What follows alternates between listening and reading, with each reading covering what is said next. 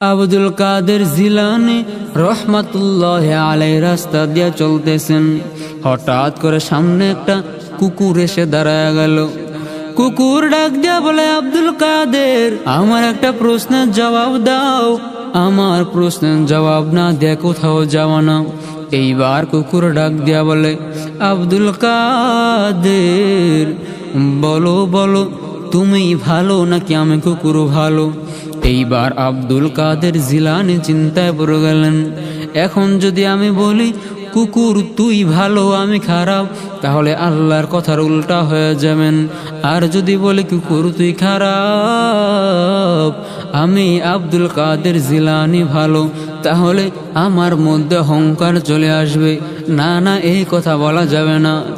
এইবার আব্দুল কাদের জিলানী চিন্তা ভাবনা করে এইবার ডিসিশন দিলেন, হ্যাঁ কুকুর শুনো, তুমি আমার থেকে এই প্রশ্নের জবাব এখন পাবা না। কারণ যখন আমি দুনিয়া ছেড়ে চলে যাব, দুনিয়া ছেড়ে যাওয়ার পর যখন ফেরেশতারা আমাকে প্রশ্ন করবেন, তোমার রবের পরিচয় দাও, তোমার ধর্মের পরিচয় দাও, তোমার নবীর পরিচয় দাও। এই 3 প্রশ্নের জবাব যদি আমি দিতে না পারি, আমার কবরের মধ্যে সাপ বিচ্ছু এসে হাজির হয়ে যাবে। আমি হয়ে যাব জাহান্নামের আসামি। ও কুকুর, তখন আমি তোমাকে বলতে পারবো, কুকুর তুই ভালো, আমি আব্দুল কাদের জিলানী বড় খারাপ ছিলাম।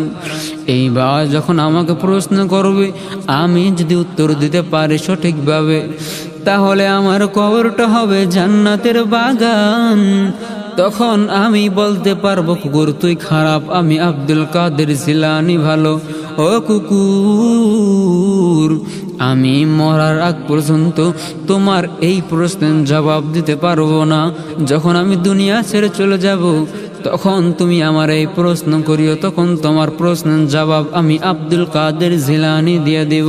এই জন্যই আব্দুল কাদের জিলানী বলেন, হে দুনিয়ার মানুষ, মরণের আগে নিজেকে বড় মনে করবেন না, নিজেকে বড় মনে করবেন না।